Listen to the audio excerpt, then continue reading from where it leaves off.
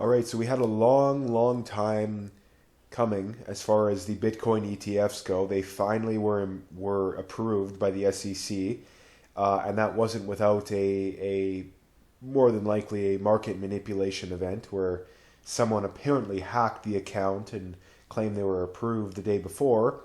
Again, pretty suspicious, but again, we'll probably never get the truth on that. But needless to say, they were approved, and at least as far as things go so far, I wanted to give a 2 or 3 days to see exactly how this would play out. And surprising, at least to me, uh, it's actually down quite a bit. We're down, I think, 7 or 8%, roughly, at least at the time of me making this, since they were approved. It was right around 61,000 Canadian, roughly, when it came out, 61, 62, and then we're at about 57 right now. So again, the market took this as a sell the news kind of event, and to me it makes no sense. Like, it makes zero sense because people say, "Oh, well, it's priced in."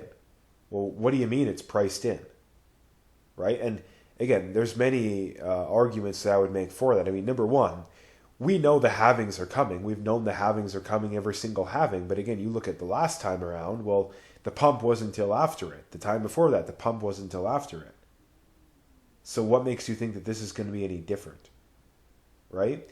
So the reality of this, I think, is this is just another fake out, right? This is just, and honestly, I think to some degree too, it's a let's screw the people that use leverage, because there's a lot of people that think they're super smart, and they probably went into this with a lot of leverage, and they're going to get wiped out. They probably already did get wiped out, and that's part of it as well. I think this is just to screw over the traders essentially.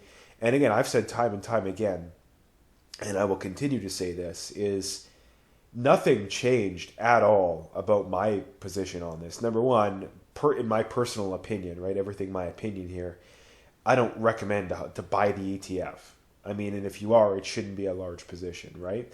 If you want to trade a little bit, okay, that's a possibility. But the best position on Bitcoin has been and has always been, you just dollar cost average and forget about the noise. Like, you just dollar cost average, forget about the noise, right? All the FUD, all that garbage, you just ignore it, because it's always going to be around. It's never going to go away, and you have to just learn to ignore it, right? And I mean, I say here in this tweet that I put out, Bitcoin is a better investment opportunity today than real estate was for the boomers.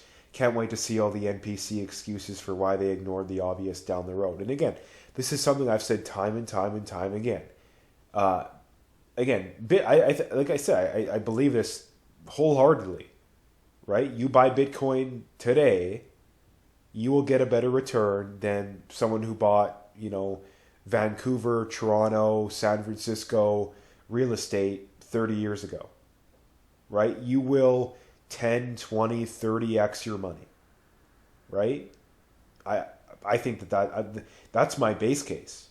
I mean, my bull case probably is you 100x your money, right? And I mean, we're talking about an asset class that not only is the supply limited, the supply is going to start going down eventually, right? I mean, a good example of this is right now, right? 1,000 sats you can get for what, like less than $1, right? Less than $1. The halving, I think it's right around 2090, 2096 or something like that. That is what the halving limit, or the halving amount of all the Bitcoin that will be that will be mined is, right? So again, I don't think people realize just how fast this can go, right? That I think that someone who buys Bitcoin today, holds it for 50 years, you will 100x your money, right? You will 100x your money. Again, just my prediction, right? Take it all with a grain of salt. And again, the reason, there's many reasons we know this, is that the traditional finance gurus, the vast majority of them, still are not even the slightest bit bearish or bullish. Sorry, they're still not even the slightest bit bullish, right? And they still don't have the foggiest clue what they're talking about here, right? Like we are still, in like the second or third inning of this, right? Once your traditional finance people, once your average financial advisor starts recommending Bitcoin, whether it's holding it yourself or the ETF, once that starts happening, once that becomes a normal thing, once it's normal for pension funds and wealth funds and stuff like that to be holding, I'm not saying it has to be a massive position, right? Once that gets normalized, once your average, person starts talking about it, like again, think of your friends, your family that don't have the foggiest clue about finance, investing, all that stuff. Like once they start asking about it a lot and consistently, then maybe I will think, okay, maybe we've reached a tipping point here. But again, like I said, the vast majority of Bitcoin has already been mined. This is something that, again, I don't think people understand the gravity of this. And this has been my argument the whole time, is that the average person, the average finance guru, they don't understand what they're talking about when it comes to this. They just don't understand. And a lot of these guys, it's people just not wanting to admit they're wrong, right? I mean, you look at Peter Schiff. I mean, he's been bearish since it was like $20. He's been bearish for a decade. And yet he still doesn't admit he's wrong. If he'd allocated, 1% of his net worth to Bitcoin 10 years ago, he'd probably have in the hundreds of millions of dollars. But again, these guys just don't want to admit they're wrong. That's the biggest problem we face, honestly, I think. But eventually it's going to get to the point where, again, the people, this is not the best way of putting it, but this is the way that it's been put a lot. It's like people get tired of being poor. Or if you're moderately well off, you want to be more well off. If you're well off, you want to be even more well off, right? Again, people just don't understand the use case here, and not only that too. There is certainly reasons to be skeptical, but the reasons to be skeptical is largely because they still don't understand it. And that, again, the big reasons that you hear people be skeptical is oh my god, it's crypto, it's risky, it's SBF, it's all that. Again, they're not the same thing. It's like comparing apples to oranges, right? Again, nobody would say, okay, well, look at what Bernie Madoff did. Therefore, you don't invest in real estate, or stocks, right? Bernie Madoff existed. Therefore, you don't invest in stocks. It's like, okay, well, just because some of these scammers exist doesn't mean you don't invest in crypto or Bitcoin, especially. You just need to know what's a scam and what's not a scam. And the reality is that 99.9% of crypto is a scam. Bitcoin is one of the few outliers to that, right? And the fact that a lot of these finance gurus, that they don't even distinguish the two, it's just proof they don't know what they're talking about. Like, imagine if I refuse to distinguish between Apple or Google and some penny stock that's losing money and perpetually issuing shares and has like a 0.1 current ratio, like all the worst numbers in the books. That's what they're doing when they say crypto. Crypto's risky. Crypto's this. Crypto's that. It's like, you don't know what you're talking about. And that's one of the main reasons I'm so bullish, is that these guys have not even came close to figuring it out yet. And eventually they're going to figure it out. And when they do, we're going to see a massive, massive pump. Right? A massive pump. So, again, what's going to happen in the short run, nobody knows. But what's going to happen in the long run, how can anyone, I don't care who, you're Peter Schiff, like, how can anyone argue that this isn't going to be bullish for Bitcoin?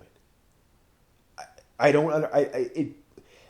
can see if you're not as bullish as I am. I can fully understand that. But there's no legitimate argument to where this isn't bullish, because these funds are going to have to buy, and that takes supply off the market and thus raises the price. Now, again, it's very volatile. I understand that. I've said that time and time again. That's why I'm not a big fan of trading and just doing stupid stuff, right? But again, the main point is quite simple here. We are still very, very, very early. And people, like I say, people say, okay, well, what's it going to take for you to change your mind on that? I kind of already went over it. But again, when your average financial advisor, your average finance guru, like these kind of the regular ass guys, once they start to become at least moderately bullish, then you'll know.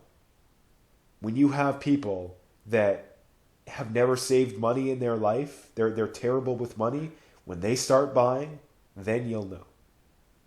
But until that happens, I don't know how you can't be bullish here. Right? I don't even think we're close. Not even close. Like again, like I said, people don't seem to realize just how much potential we have here. An asset to where the supply not only is fixed, but it's going to start going down. Meanwhile, the demand, if anything, is going to go up. And that is going to create massive, massive, massive upside. So again, I will leave it at what I said here. Bitcoin is a better investment opportunity today than real estate was for the boomers. Right? And again, all these people complain about, oh, it's so hard to get by, oh, money, money, money. Like, again, you got an investment opportunity, the best investment opportunity of this generation. It's staring you in the face, right there, waiting for you. And it's easier than ever to get into this stuff, right? Again, listen to Michael Saylor. Trader University is very good for beginners and intermediates. Again, I'm still an intermediate, to be honest. Again, probably my favorite person to go to. Trader or Bitcoin University, as it is right now. It used to be Trader University. Check him out. Bitcoin University on Twitter, Twitter, YouTube. I think he's on Rumble too, but YouTube especially. Again, check him out because he's got all the information.